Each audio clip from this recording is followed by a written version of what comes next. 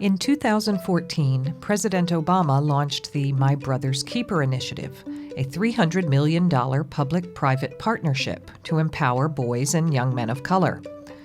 Under the My Brother's Keeper Community Challenge, dozens of cities across the country have pledged to support local initiatives for boys and young men of color. In January 2015, Washington, D.C. announced the Empowering Males of Color initiative, a plan to invest $20 million in programs for Black and Latino male students. While many boys are at risk and require these interventions, the gender-exclusive focus doesn't take into account that all children in the Black community are at risk, as data in D.C. and nationally show.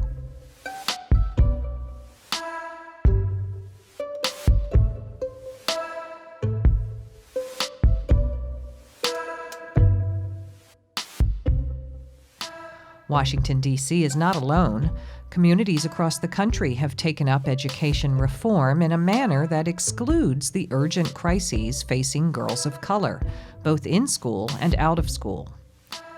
Nationally, Black girls are being suspended from school at a rate 6 times that of white girls. We know that disparities in school outcomes increase women and girls' risks for trafficking, financial insecurity, and incarceration later in life. Since January 2014, the African American Policy Forum has partnered with local organizations throughout the country to bring the experiences of young women of color to the attention of policymakers and community leaders. Here are some of their stories.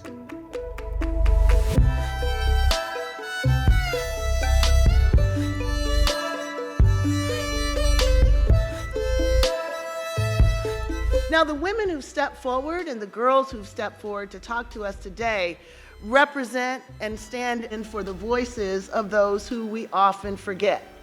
The women and girls that are not doing just fine. The women and girls who've been told that they should wait and that their issues can be written off. But their stories, many will be told here for the first time, remind us that our future rests not just with our boys and our men, but also with our women and girls.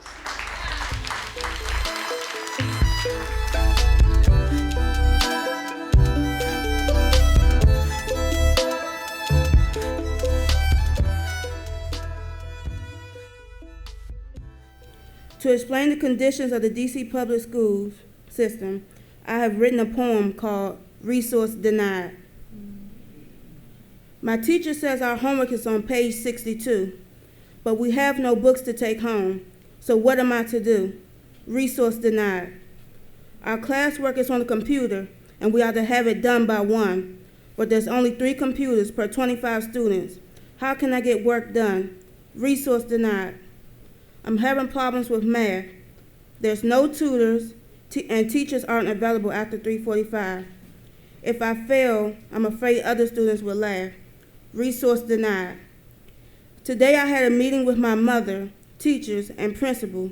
The principal says, you don't turn in homework, you don't complete class assignments, and you're failing math. What do you have to say?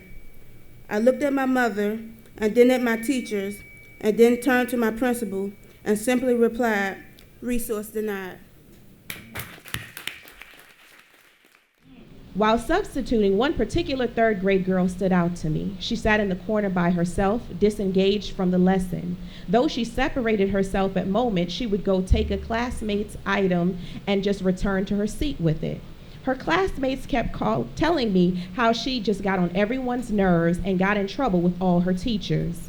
As I began to speak to her, she told me no one liked her. She hated her school and that everyone teased her and she didn't know why. After talking to the school's administrators, they shared that she had moments of aggression related to the trauma of molestation and trust issues that ensued from the experience.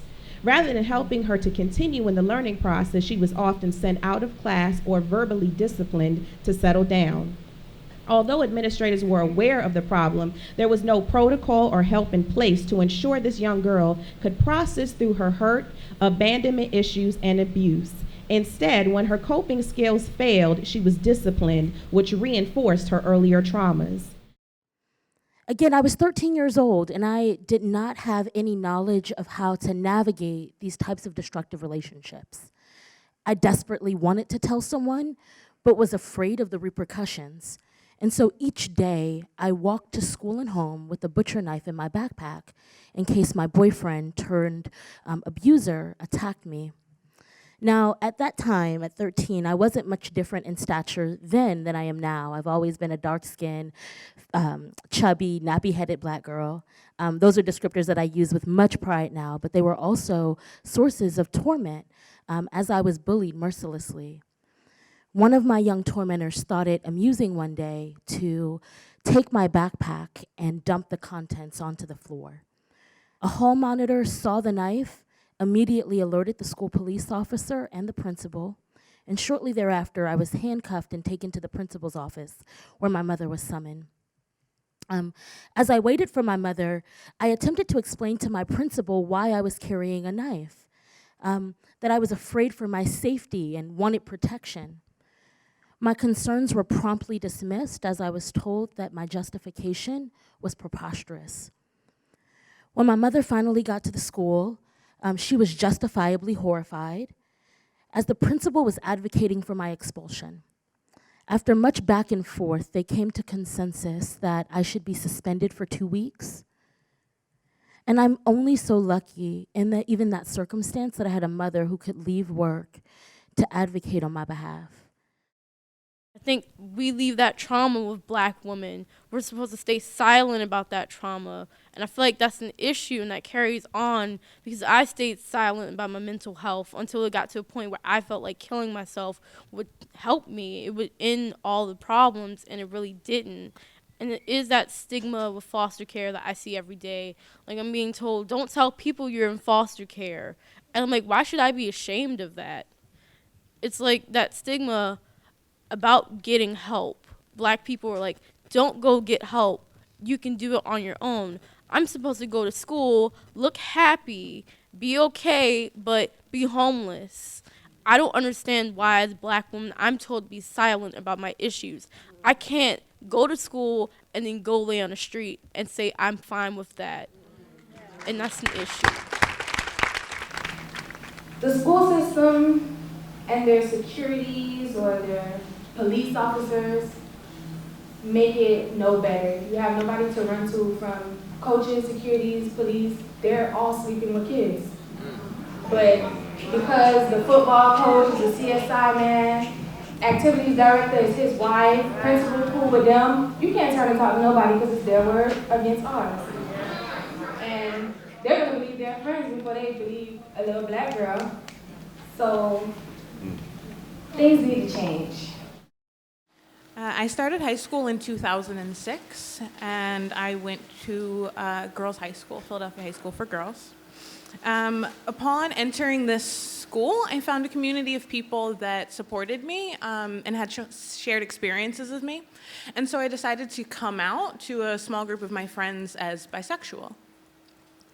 Upon coming out, I found that the staff and administration at that school was extremely homophobic and biphobic.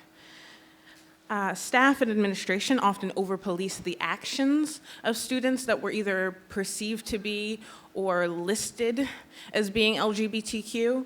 And when that happened, students would receive in-house suspensions for anything from holding hands or hugging. Such simple interactions would get girls suspended. And so even in such a diverse school, I noticed that these suspensions and these arguments were disproportionately affecting girls of color. And I didn't understand at the time how this could come from a Black woman as the principal. Despite the fact that girls born in the United States are bought and sold every day, our law enforcement, our child-serving agencies, and our communities still refuse to see these children as victims and survivors. They are the children in our child welfare systems. They are young girls between the ages of 12 and 14. They are girls who have been pushed out of school, or girls who are missing school and are labeled as truant when they should be labeled as exceptionally vulnerable or critical missing. If we think about who falls within these populations, especially in the District of Columbia, then there should be no surprise that the vast majority of victims of domestic child sex trafficking are girls of color. I personally have more stories than my heart can hold of girls who have been raised to believe that they are disposable, expendable, and only valuable when they are the property of someone else. Instead of telling these stories, I will end with the names of 3 baby girls who we failed, who I knew and loved, and for whom no one marched or held vigil. Erica Whitmire, Sharnice Rains, Tamiko Bridges. Thank you.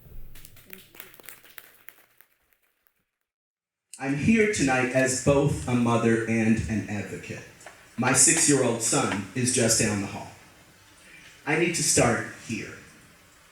Our love and fear for our sons is real, but mine knows who both Michael Brown and Marissa Alexander are. If we're going to build up our communities, it has got to be about both our sons and our daughters.